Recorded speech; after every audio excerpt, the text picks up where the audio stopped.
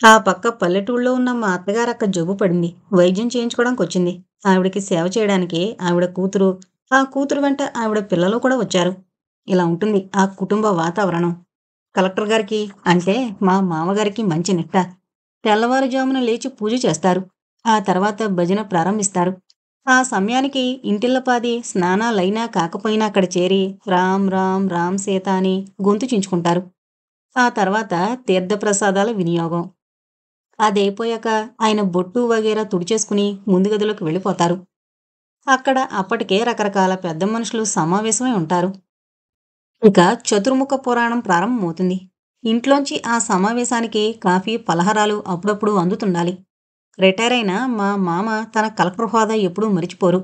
ఏమాత్రం తన మాట అతిక్రమించినా, తను ఆజ్ఞాపించిన పని ఏ కాస్త ఆలస్యంగా చేసినా విరుచుకు పడేవారు. నోటికొచ్చినట్లు తిట్టేసేవారు. ఇంటిల్లపాది ఆయనకు హడలిపోతూ ఉండేవారు. అత్తగారింట్లో అందరూ నన్ను మొదట్లో ఆదరంగానే చూశారు. ఒక తీరు తెన్ను లేకుండా నా సబ్బు, తువ్వాలు అన్నీ వాడబోతే భరించలేక అడ్డుకున్నాను. మా ఇంట్లో కూడా నా సబ్బు, తువ్వాలు నాకు వేరుగా ఉంటాయి. ఇంకొకరివి నేను వాడను. నావి మరొకరు వాడనివ్వను. అక్కడితో చాలా దుమారం చెలరేగింది. ఇలాంటి ఒంటెద్దు గుణాలు మేమెరగం. అమ్మో! మా అత్తారింట్లో ఇలా మాట్లాడితే తవ్వి పాతరేస్తారు. ఎంతైనా చదువుకుంది బాబు, మనలో ఎందుకుంటుంది? చదువుకుంటే మాత్రం మన రాధ చదువుకోలేదు. ఏనాడైనా నా సబ్బు, నా తువ్వాలందా? ఒక్కొక్కళ్ళ పొగరు ఉంటుంది. అయినా ఇదంతా వెంకటమిస్తున్న నలుసులేద్దు. కోడలిని నెత్తికెక్కించుకుంటుంది. తనకే తెలుస్తుందిలే. ఇలాంటి వ్యాఖ్యానాలతో నన్ను కాకులు పొడిచినట్లు పొడిచారు. నేను లెక్క చేయలేదు. నా పద్ధతి నాదే. అత్తవారింటికొచ్చాక మా ఆయన మనస్తత్వం నాకు మరింత బాగా అర్థం కాసాగింది.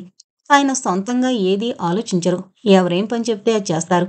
ఆ ఇంట్లో అందరూ ఆయన చేత చాలా పనులు చేయించుకుంటారు. ఏది పెడితే అది తింటారు. ఫలానాది కావాలని అనరు. ఇది ప్రత్యేకంగా ఇష్టమని అనరు. మా అత్తగారు ఆయనను ఎప్పటికప్పుడు కనిపెట్టి చూస్తూ ఉండాలి. మా మామగారు మాత్రం ఆయన కనిపిస్తేనే చీదరించుకుంటారు. మా వారు గడగడలాడుతూ తండ్రిని తప్పించుకుని తిరుగుతారు. ఇలాంటి వ్యక్తి బిఏ ఎలా పాసయ్యారా అని నాకు ఆశ్చర్యం కలిగింది. ఆ ప్రశ్న డొంక తిరుగుడుగా మీకు చదువు బాగా వస్తుందా అని అడిగాను. అస్సలు రాదు అన్నారు. బిఏ పాసయ్యారుగా. చిన్నప్పుడు ఒక్కొక్క క్లాసు ఫెయిలవుతుంటే ప్రైవేటుగా మెట్రిక్ కట్టించారు. మెట్రిక్ 3 సార్లు ఫెయిలయ్యాను. అప్పుడు మా నాన్నగారు కలెక్టర్‌గా ఎలాగో మెట్రిక్ పాసయినట్లు సర్టిఫికెట్ పుట్టించి పీయూసీలో చేర్పించారు. మళ్ళీ పీయూసీలో కూడా ఫెయిలయ్యాను 2 సార్లు. కానీ అప్పుడు పీయూసీ తీసేసి ఇంటర్ పెట్టారు. అందుకని ఆ సంవత్సరం అందర్నీ పాస్ చేశారు. అలా బీఏలోకొచ్చాను. బిఏ పాస్ కాలేదు. మా మామయ్య అమెరికాలో చదివిస్తాడట. అమాయకంగా ఆయన చెప్తుంది విని నిర్ఘాంతపోయాను. ఎంత మోసం! మా అబ్బాయి బిఏ పాసయ్యాడు. పై చదువులకు వాళ్ళ మామయ్య దగ్గరికి అమెరికా వెళుతున్నాడంటే ఎవరైనా ఏమనుకుంటారు? ఏది బిఏ పాసయిన సర్టిఫికెట్ చూపించండి అని అడగలేరు కదా! నిలువునా కుంగిపోయాను. ఈయనను విదేశాలకు తీసుకెళ్ళి ఏం చేయదలుచుకున్నారు? ఇక్కడ రాని చదువు అక్కడొస్తుందా? లేక అక్కడ ఏదైనా స్పెషల్ టెక్నికల్ కోర్సులో చేర్పిస్తారా? అమెరికాలో ఆయన ఏదో ఒక డిప్లొమా కానీ, డిగ్రీ కానీ సంపాదించవచ్చునేమోననే ఆశ మాత్రమే మిగిలింది నాకు. ఆయన అమెరికా ప్రయాణానికి ఏర్పాట్లు చురుగ్గా సాగుతున్నాయి. మావగారి పలుకుబడిని బట్టి వీసా వగైరాలన్నీ త్వరలోనే లభించాయి. ప్రయాణం దగ్గరవుతుందంటే ఆయన చాలా బెంగగా ఉన్నారు. నాకు నిన్ను వదిలిపెట్టి వెళ్ళాలని లేదు అన్నారు. నాకు చాలా ఆశ్చర్యం కలిగింది. ఎందుకంటే అప్పటికింకా మేము వేరువేరుగానే పడుకుంటున్నాం. నేనే అన్నీ ఆయనకు చెప్పి జీవితాన్ని అనుభవించాలంటే జుగుప్స లాంటిది కలగసాగింది. అదీగాక ఆయనంటే ఎంత జాలున్నా ఆ బెదురు చూపులు, జాలిగొంతు నేను భరించలేకపోతున్నా. నా సమస్యకు పరిష్కారాన్ని కాలానికే వదిలి అమెరికా వెళ్ళాక పరిస్థితులు ఎలా ఉంటాయోననే ఆశను ఆధారం చేసుకుని కాలం గడుపుతున్నాను. ఆ పరిస్థితుల్లో ఆయన అలా మాట్లాడుతుంటే ఆయన మీద చాలా జాలి కలిగింది. పోనీ సినిమాకు వెళదామా అన్నాను. పెళ్ళైన తర్వాత కొత్త దంపతుల్లా మేము అక్కడికిక్కడికి తిరిగింది లేదు. సమిష్టి కుటుంబపు హోరులోనే గడిచిపోయింది కాలం. ఆ రోజు ఆ సమయానికి అత్తగారింట్లో లేరు. ఆవిడ ఎప్పుడూ ఎక్కడికో ఒక చోటకి కారులో పెత్తనాలకు వెళుతూనే ఉంటారు. అంచేత ఎవరికీ చెప్పకుండానే మేం సినిమాకు బయలుదేరాం. భర్తతో సినిమాకు వెళ్ళడానికి కూడా మరొకరి అనుమతి తీసుకోవాలని అనుకోలేదు నేను. ఆయన సంబరంగా తయారై నాతో బయలుదేరారు. సినిమా ప్రారంభమైంది మొదలుకొని ఆయన ఆ అమ్మాయి ఎందుకేడుస్తోంది? ఆ అబ్బాయి ఎక్కడికి పరిగెడుతున్నాడు? అదేమిటి? వాడంత కోపంగా చూస్తాడేం? నాకు భయమేస్తోంది. ఇలా మాట్లాడడం మొదలుపెట్టారు. ఆయన కథ ఫాలో అవ్వలేకపోతున్నారని నాకర్థమైంది. ఎన్ని ప్రశ్నలకని సమాధానం చెప్పను? అంచేత మాట్లాడడం మానేశాను. సినిమాలో లీనమయ్యి మధ్యలో మా వారి వైపు చూసేసరికి ఆయన గుర్రుపెడుతూ నిద్రపోతున్నారు. అంత అందంగా భర్తతో కలిసి సినిమా చూసిన అనుభవం పొంది ఇంటికొచ్చేసరికి అంతకంటే రసవత్తరమైన అనుభవం నా కోసం ఎదురు చూస్తోంది. మా మామగారు నా మీద, మా వారి మీద మండిపడుతూ, "ఎవరినడిగి సినిమాకి వెళ్లారు? బొత్తిగా భయం, భక్తి లేకుండా పోతున్నాయి" అని తిట్టడం ప్రారంభించారు. "మా వాడికి ఇలా పెద్దవాళ్ళని ఎదిరించి స్వతంత్రంగా పనులు చేయడం తెలీదు. నువ్వే వాడిని పాడు చేస్తున్నావు" అని నన్ను తిట్టారు. "ఒరేయ్! వాజమ్మలా పెళ్ళాం ఆడావంటే కాళ్ళు విరగ్గొడతాను జాగ్రత్త" అని ఆయన మీద హూంకరించారు. మా వారు తల వంచుకుని దున్నపోతు మీద వాన కురిసినట్లు ఆ తిట్లన్నీ స్వీకరిస్తున్నారు. ఆ ముఖంలో కించిత్తు కూడా రోషం కానీ, ఆవేదన కానీ, అవమానం కానీ ఏదీ లేదు. జ్ఞాపకం వచ్చాక ఏనాడు చిన్న విదిలింపైనా ఎరగని నాకు ఇలా తిట్టిపోయడం ఘోరంగా కనిపించింది. గుండె భగభగా మండిపోయింది. ఒంట్లోంచి ఆవిర్లొస్తున్నాయి. అన్నం తినకుండా పడుకున్నాను. తల్లి వడ్డించిన భోజనం కడుపు నిండా తిని, "అన్నం తినకుండా పడుకున్నావేం? ఆకలి వేయదూ?" అంటూ ఓదార్చబోయిన నా భర్తని మొదటిసారిగా అసహ్యించుకున్నాను. నా ముఖం చూసి ఏమనుకున్నారో ఏమో, "నాన్నగారంతే అలాగే తిడతారు" అన్నారు. నేనేం మాట్లాడలేదు. ఆ మరనాడు మా అత్తగారు తీయగా నవ్వుతూ, "మీ మామగారు అన్నీ పాతకాల పద్ధతులు, సినిమాలు, షికార్లంటే గిట్టదు. పిల్లలంతా ఎప్పుడైనా ఆయన ఊళ్ళో లేనప్పుడు రహస్యంగా ఆయనకు తెలియకుండా వెళతారు. ఈ ఇంట్లో ఎవ్వరికీ ఆయన్ని ఎదిరించి మాట్లాడడం తెలీదు. ఏంటో ఈనాటి వరకు అలా వెళ్ళిపోతుంది. పోనీ నాకైనా చెప్పకపోతివి. అలా ఎవరినీ లెక్కలేనట్లు వెళ్ళడం ఇంతవరకు జరగలేదు మరి. మనసు కష్టపెట్టుకోకమ్మా" అన్నారు ఓదార్స్తున్నట్లు మెత్తగా మందలిస్తూ. నా మనసు రగిలిపోతోంది. దేనికని బాధపడను? అంత చక్కగా సినిమా చూసి ఆనందించే భర్తతో కలిసి బయలుదేరినందుకా? ఏం తప్పు లేకపోయినా ఇంత అవమానాన్ని భరించవలసొచ్చినందుకా? నా జీవితమంతా దిక్కుతోచని అంధకారం అయిపోతున్నందుకా? నేను అత్తగారికి సమాధానం చెప్పలేదు. తప్పైపోయింది, పొరపాటు చేశాను అన్న ధోరణిలో క్షమాపణలు కోరలేదు. నిర్లక్ష్యంగా నా గదిలో నేను పుస్తకాలు చదువుకుంటూ కూర్చున్నాను. ఈ ధోరణి మా అత్తగారికి కోపం తెప్పించిందని ఆవిడ తన మనవల వీపుల మీద చేస్తున్న దెబ్బలను బట్టి, "వెధవలు బొత్తిగా పెద్దవాళ్ళంటే భయం, భక్తి లేవు" అనే తిట్లను బట్టి తెలుస్తున్నా నేను ఏదీ పట్టించుకోలేదు. అయితే ఇంతకు మించిన మరో చికాకు ఎదుర్కోబోతున్నానని ఆ సమయంలో ఊహించలేదు. శటగోపం ప్రయాణం ఇంక 10 రోజులే ఉంది అంటూ సంభాషణ ప్రారంభించారు మా అత్తగారు. ఈ విషయంలో నాకు వెనకటి ఉత్సాహం నశించింది. ఎందుకంటే అప్పటి వరకు నేను ఆయనతో అమెరికా వెళతానని కలలు కన్నాను. కానీ స్టేట్స్‌లో ఉన్న ఆయన మేనమామ వరాహం గారు అలా వీల్లేదని రాశారు. ముందుగా ఆయన చదువు పూర్తి చేసుకుని ఉద్యోగంలో చేరాక అప్పుడు నేను రావచ్చట. కానీ అంతవరకు వీల్లేదన్నారు. అంటే 2 ఏళ్ల పైమాట. అంచేత నిరాసక్తంగా ఆవిడ మాటలు వింటూ కూర్చున్నాను. అమెరికా ప్రయాణం అంటే మాటలా? బోలెడు డబ్బవుతుంది. అప్పటికి నేను మాట్లాడలేదు. 2 ఏళ్ళు అక్కడ చదువుకునొచ్చాడంటే మీ మామగారి పలుకుబడంతా ఉపయోగించి ఇక్కడ పెద్ద ఉద్యోగం అవుతుందట. ఆ అదృష్టమంతా నీదేగా. నువ్వు మీ తాతగారితో చెప్పి ఒక 10,000 సర్దేలా చూడు. ఉలిక్కిపడ్డాను. ఇది కూడానా? తాతగారితో వీళ్ళు కట్న కానుకల విషయం ఏం మాట్లాడుకున్నారో నాకు తెలీదు. కానీ నా పెళ్లికి తాతగారు చాలా ఖర్చు పెట్టారని మాత్రం కమలమ్మగారు అంటూ ఉండగా విన్నాను. అలాంటప్పుడు పెళ్ళయి నెల తిరక్కుండా తాతగారిని 10,000 ఎలా అడగను? అందులోనూ తాతగారి ఆరోగ్యం అంతంత మాత్రంగా ఉన్నప్పుడు. నేను మాట్లాడకపోవడం చూసి మా అత్తగారు అతి ప్రేమగా, అత్యంత మధురంగా నవ్వుతూ, "ముష్టి 10,000 మీ తాతగారికి లెక్క. నువ్వడిగితే కాదనరు. మీ ఇద్దరి కోసమేగా" అన్నారు. "ఈ డబ్బు వ్యవహారాలు నాకు తెలీవండి. మీరు మాట్లాడుకోండి" అనేశాను ఖచ్చితంగా. అంతేకాదు అక్కడ్నుంచి వెళ్ళిపోయాను. ఇక ఆ రోజు నుండి నా మీద సూటిపోటి మాటలు, విసుర్లు ప్రారంభమయ్యాయి. నా ఎదురుగా కావాలని మా వారితో, "ఏరా నిన్ను మీ ఆవిడ్ని కూర్చోబెట్టి మేపుతున్నాం. నీకు కొంచెమైనా కృతజ్ఞత అనేదుందా?" అనేవారు. నాకు అన్నం ముందు కూర్చోవాలంటే ఏడుపొచ్చేది. లోకంలో ఏ తల్లిదండ్రులైనా కొడుకుతో అలా మాట్లాడగలరా అనేది నా ఊహకందంది. ఆస్తిపాస్తులు చూసి ఉద్యోగం లేని వ్యక్తిని వివాహం చేసుకోవడం ఎంత పెద్ద పొరపాటు అర్థమైంది. కానీ ఏం చేయగలను?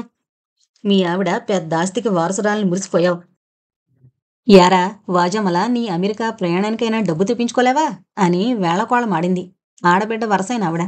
ఇంట్లో వాళ్లే కాక వరసకు బంధువులైన వాళ్ళు కూడా నన్ను పొడుచుకు తినడం నేను భరించలేకపోయాను. నేను మురిసిపోయాను.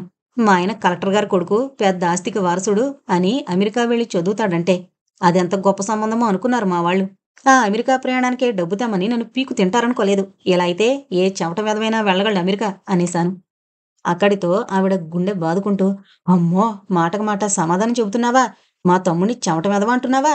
అని దీర్ఘాలు తీయసాగింది. క్షణాల్లో ఇంట్లో ఆడవాళ్ళందరూ ఆవిడతో చేరిపోయి, "అమ్మో! మొగుణ్ణి చెమట వెధవ అనేస్తుంది" అని గుండె బాదుకోసాగారు. మా మామగారు చతుర్ముఖ పురాణం చాలించి లోపలికి రాగానే ఆయనకు ఈ వర్తమానం అందింది. ఆయన శివతాండవం ప్రారంభిస్తూ, ఎంత కండకావరం, మొగుణ్ణి చెమట వెదవంటుందా, చావదన్నేవాళ్ళు లేక అన్నారు.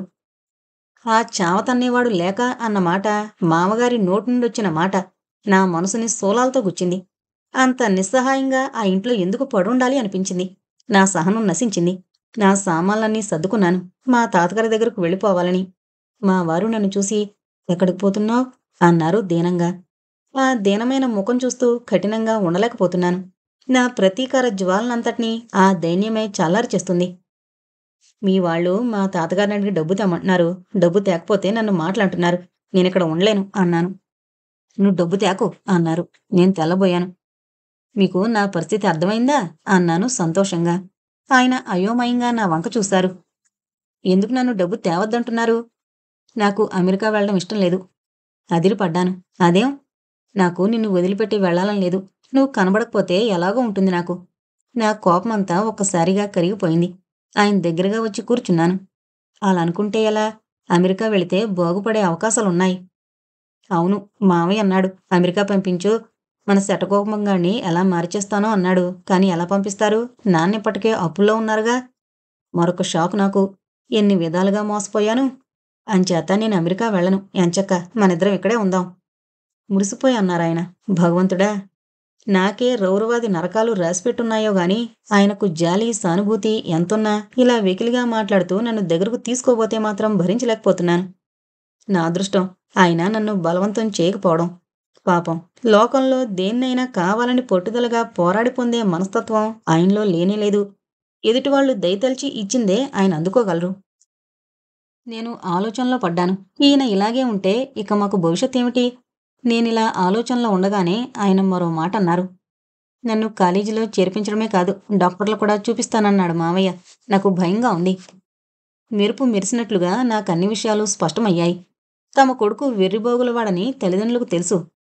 ఇక్కడి డాక్టర్లకి చూపిస్తే పిచ్చివాడని పేరు పడుతుందని భయపడి చూపించలేకపోతున్నారు. తమ్ముడు అమెరికాలో ఉండడం వలన అటు చదువు, ఇటు వైద్యం కలిసొచ్చేలా చేసుకోవాలని ఆలోచిస్తున్నారు. ఈయన అమెరికా వెళితే అక్కడ ఎంతో నిపుణులైన వైద్యులుంటారు కనుక ఈయన బాగుపడవచ్చుననే ఆశ నాకు కలిగింది. అదేదో సినిమాలోలాగా ఈయన చక్కగా బాగుపడిపోయి వెర్రిబాగులు వేషాలు వేయకుండా మంచి హుందాగా నన్ను రాణి అని పిలుస్తున్నట్లు నా ఊహలు సాగిపోసాగాయి. నేను తాతగారిని అడిగి డబ్బు తెస్తాను అన్నాను. నీతో మీ ఊరు నేను వస్తాను. నువ్వు లేకపోతే నాకు బాగుండదు అన్నారు. నాకు కళ్ళల్లో నీళ్లు తిరిగాయి. 2 రోజులైనా నాకు దూరంగా ఉండలేని ఆ వెర్రి ఆరాధనను తిరస్కరించే శక్తి నాకు కలగడం లేదు. నేను త్వరగా వచ్చేస్తానుగా. మీరిక్కడే ఉండి ప్రయాణానికి ఏర్పాట్లు చేసుకోండి. ఏ ప్రయాణం? అమెరికా ప్రయాణం. నేను వెళ్ళను. వెళ్ళకపోతే మీతో ఉండను. అయితే వెళతాను. మరి నాతో ఉంటావా? ఎప్పటికీ మీతోనే ఉంటాను. అమాయకంగా నవ్వారు. ఒక నిట్టూర్పు విడిచి ఇంట్లో అందరితో చెప్పి మా తాతగారి దగ్గరకు బయలుదేరాను. నన్ను ట్రైన్ ఎక్కించడానికి స్టేషన్కి మా అత్తగారు, మా వారు వచ్చారు. నేను రైలెక్కి కూర్చున్నాను. మా అత్తగారు కిటికీ పక్కగా నిల్చుని ఏదో మాట్లాడుతున్నారు. అన్ని మాటల సారాంశము ఒకటే, డబ్బు. నేను వినడం మానేశాను. ఆ మాటలు వింటున్న కొద్దీ నాకు చికాకు కలుగుతోంది. మా వారు బాగుపడతారన్న ఆశతో, ఆ అమాయకుడి మీద జాలితో నేను నాకెంతమాత్రమూ ఇష్టంలేని పని చేయడానికి పూనుకుంటున్నాను. మా వారు దిగులుగా చూస్తున్నారు. ఆ జాలిచూపులే నా మనసును బంధిస్తున్నాయి. ఇంతలో సిస్టర్లా అంటూ పరిగెత్తుకుంటూ వచ్చాడు అపలాచారి. ఊగురుచుకుంటూ వచ్చి, సిస్టర్లా వెళ్ళిపోతున్నారా అన్నాడు. వెళ్ళిపోవడం లేదురా, వెళ్ళి వస్తుంది నవ్వుతూ అన్నారు మా అత్తగారు. మా అత్తగారి కుటుంబంలో ఆపలాచారి ఒక వింత సాల్తీ. నేను వచ్చిన రోజునే సిస్టర్లా అంటూ నన్ను పలకరించడం బట్టి అతను నాకు ఏ వరసతోనో మరిదవుతాడనుకున్నా. ఆ ఇంట్లోని బొందు సముద్రంలో అతడొకడు. అతడి వెకిలి నవ్వు, బడాయి మాటలు, వెర్రిచూపులు మొదట్లోనే నాకతడంటే విరక్తి కలిగేలా చేశాయి. పనిగట్టుకుని పలకరిస్తుంటే విదిలించి కొట్టలేక ముభావంగా సమాధానం చెప్పేదాన్ని. సిస్టర్లా, ఈ దేవుడు గీవుడు నాకిష్టం లేదు. నావి అన్నీ మీ ఐడియాలే అన్నాడు ఒకరోజు నా దగ్గరకొచ్చి. నాకు దేవుడంటే ఇష్టం లేదని ఎవరు చెప్పారు? ఈ మీరెప్పుడు భజనలో కూర్చోరుగా. నాకు ఆండాళ్ళన్నీ చెప్పిందిలేండి. భజనంటే ఇష్టం లేదు, కానీ దేవుడంటే ఇష్టమే. ఎంత వింత సృష్టికి కారకుడైన ఆ దేవుణ్ణి ఎలా కాదనగలం? నా మాటలు ఆ చెమటకర్థం కాలేదు. ఎంతో ఉద్రేకంగా నాకీ ఆచారాలన్నీ, పాతకాలపు పద్ధతులన్నా చిరాకు. నావన్నీ మోడ్రన్ ఐడియాసు, దేవుడు దెయ్యం అంతా నాన్సెన్స్ అన్నాడు. నేనక్కడే కూర్చుంటే ఇంకా అలా వాగుతానే ఉంటాడని అక్కడి నుంచి లేచొచ్చేశాను. ఆ తర్వాత కూడా అతడెప్పుడూ దేవుడు లేడు, ఈ పూజలన్నీ మియర్ ఇగ్నోరెన్స్, మనకి కల్చర్ లేదు అంటూ లెక్చర్ కొడుతూ ఉండేవాడు. ఇంట్లో వాళ్లే నవ్వుతూ వెక్కిరిస్తూ అదొక ఆటగా అతని చేత మరింత వాగించేవాళ్ళు. అతన్ని చూసి ముఖం చిట్లించుకున్నానే కాని అతని మాటలకి సమాధానం చెప్పలేదు.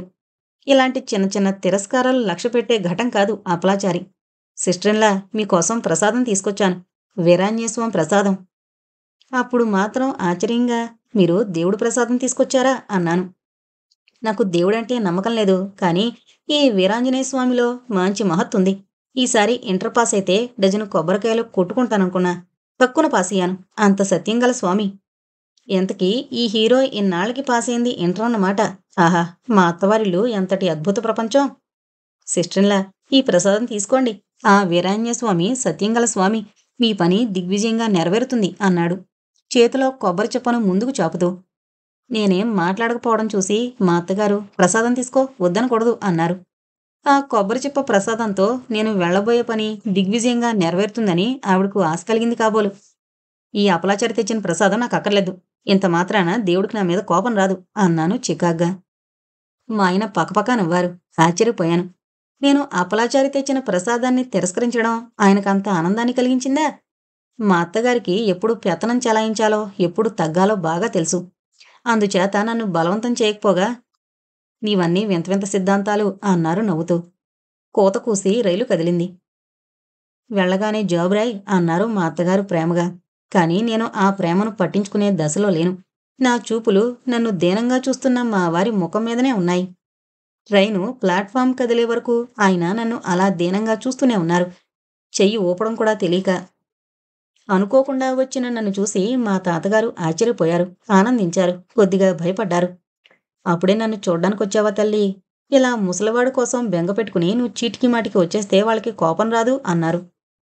నాకు తాతగారిని చూసిన మరుక్షణం నుంచి దుఃఖం పొంగొస్తోంది. అంతా నిగ్రహించుకుని బాగున్నారా తాతగారు అని మాత్రం అన్నాను. తాతగారు తేలిగ్గా నా పరిస్థితిని అర్థం చేసుకుని, ఆ ఇప్పటి వరకు బాగానే ఉన్నా. ముందు స్నానం అది చేసుకుని భోంచేసిరా, తర్వాత మాట్లాడదాం అన్నారు. కమలమ్మ గారు నన్ను ఆప్యాయంగా కౌగిలించుకుని, అబ్బా! ఈ ఇంటి కళ మాయమైంది తల్లి. నిన్ను చూసి యుగాలైనట్లుగా ఉంది అన్నారు కన్నీళ్లతో. స్నానం ముగించి కమలమ్మ గారు బలవంతం పెట్టి వడ్డిస్తుంటే భోజనం ముగించి తాతగారి దగ్గరకొచ్చి కూర్చున్నాను. తాతగారు బాగా నీరసించిపోయారు. మంచం మీద నుంచి లేవలేకపోతున్నారు. అతి ప్రయత్నం మీద లేచి కాలకృత్యాలు తీర్చుకుంటున్నారు. మిగిలిన సమయమంతా మంచంలోనే. ఈ దశలో కూడా ఆయన కాలక్షేపాలు మాత్రం మానలేదు. మామూలు కబుర్లయ్యాక, ఇప్పుడు చెప్పమ్మా, వాళ్ళెందుకు పంపించారు నిన్ను అన్నారు. వాళ్లే పంపించారని మీకెలా తెలుస్తుంది? అన్నీ తెలుస్తాయమ్మా. దురదృష్టం ఎక్కడంటే అన్నీ ఆలస్యంగా తెలుస్తాయి.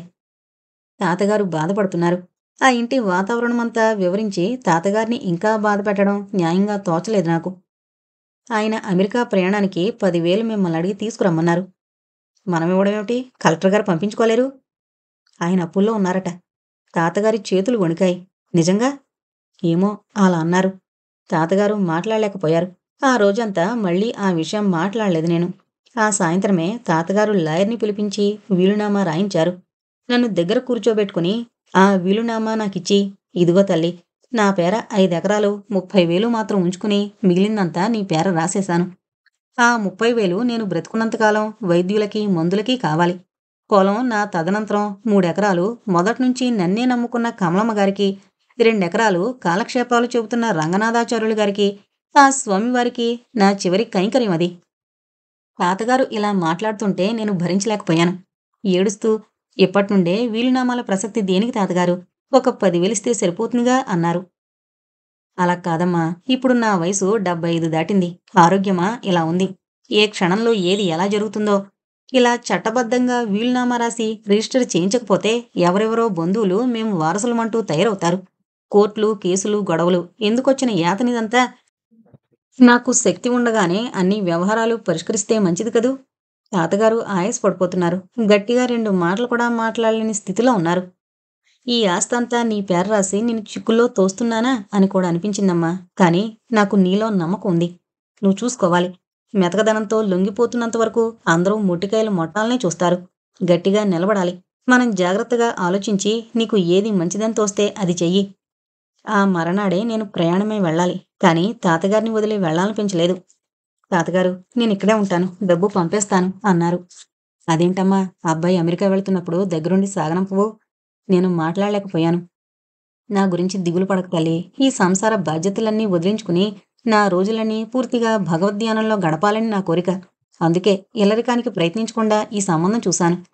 మనిషికి అర్ధబలమే కాక అంగబలం కూడా అవసరమని నలుగురున్న సంబంధం చూశాను. 10 మంది ఉన్న చోట మంచి చెడు రెండూ ఉంటాయి. చూసుకో. ఆస్తిపరురాలివి. నిన్ను ఎవరూ ఏం చేయలేరు. డబ్బు విషయంలో జాగ్రత్తగా ఉండు. ఎవరినీ చెండాడకు. ఇదివరలో తాతగారు నేను ఎప్పుడూ సాహిత్య విషయాలే చర్చించుకునేవాళ్ళం. ఈనాడు తాతగారు నాకు సంపదను అప్పగించి లోకజ్ఞానం కూడా ఉపదేశిస్తున్నారు. విధిలేక తాతగారిని వదిలి మా ఊరికి బయలుదేరాను. తాతగారు ఆస్తి నాకు రాసిచ్చారని తెలియగానే తాతగారన్నట్లే ఆ ఇంట్లో నాకు మహారాణి మర్యాదలు జరగసాగాయి. వెనుకటి సూటిపోటి మాటలు, దిప్పిపొడుపులు పూర్తిగా మాయమైపోయాయి. నా చుట్టూ చేరి నన్ను ఎచ్చకాలాడుకునే వాళ్ళని తప్పించుకోలేక తలప్రాణం తోక్కు రాసాగింది. మీ తాతగారు అంతా నీ పేరు రాయకుండా 2 ఎకరాలు ఆ స్వామివారికి పెట్టడం దేనికి? నిష్ఠూరంగా అన్నారు మా అత్తగారు. నాకు మండిపోయింది. తెల్లవారింది మొదలు దేవుడు, దెయ్యము, భక్తి, భజన అంటూ హడావిడి చేసే వ్యక్తుల మాటలివి. ఆ కమలమ్మగారికైనా 3 ఎకరాలు దేనికి? పొట్టకొటికి గతిలేక చేరిన మనిషి ఎవరికోసం చేస్తుంది? 1 ఎకరం చాలదు. ఈ రోజుల్లో 3 ఎకరాలంటే మాటలా? మీ తాతగారికి బొత్తిగా డబ్బు విలువ తెలీదు. మళ్ళీ గొణిగారావిడ. మా తాతగారిని విమర్శించే హక్కు వీళ్ళకెక్కడిది అని విపరీతంగా కోపం వచ్చింది. కానీ మా తాతగారి ఉపదేశం వంట పట్టించుకుని బాగా ప్రాక్టికల్గా తయారయ్యాను. ఆవిడ మాటల్లో దేనికి సమాధానం చెప్పలేదు, లక్ష్య పెట్టలేదు. ఇప్పుడు డబ్బంతా నీ చేతుల్లోనే ఉందిగా, 10,000 కర్మ, వాడికి 20,000 ఇచ్చేయచ్చు అన్నారు మా అత్తగారు నవ్వుతూ. నేను నవ్వుతూ, అవునండి, డబ్బంతా నా చేతుల్లోనే ఉంది. అంచేత అంతా ఒకసారి ఇవ్వనక్కర్లేదు. ఎప్పుడు అవసరమైతే అప్పుడు పంపించుకోవచ్చు. ప్రస్తుతం టికెట్ కొనిపించాను. దారి ఖర్చులకి 500 ఇచ్చాను. అది చాలండి అన్నాను. ఆవిడ నిర్ఘాంతపోయారు. కానీ నన్ను మాయ చేసి నా డబ్బు స్వాధీనం చేసుకోవడం మాత్రం సాధ్యం కాదని గ్రహించారు. ఎలాగైనా నేను అమెరికా వెళ్ళిపోవాలనే నా సంకల్పం. అందుకు ప్రతిబంధకాలు 2. నా ప్రయాణానికి వెంటనే ఏర్పాట్లు జరిగే అవకాశం లేకపోవడం. తాతగారి అనారోగ్యం. తాతగారి చివరి క్షణాల్లో ఆయన దగ్గర లేకుండా దూరదేశాలకు వెళ్ళడానికి మనస్కరించలేదు నాకు.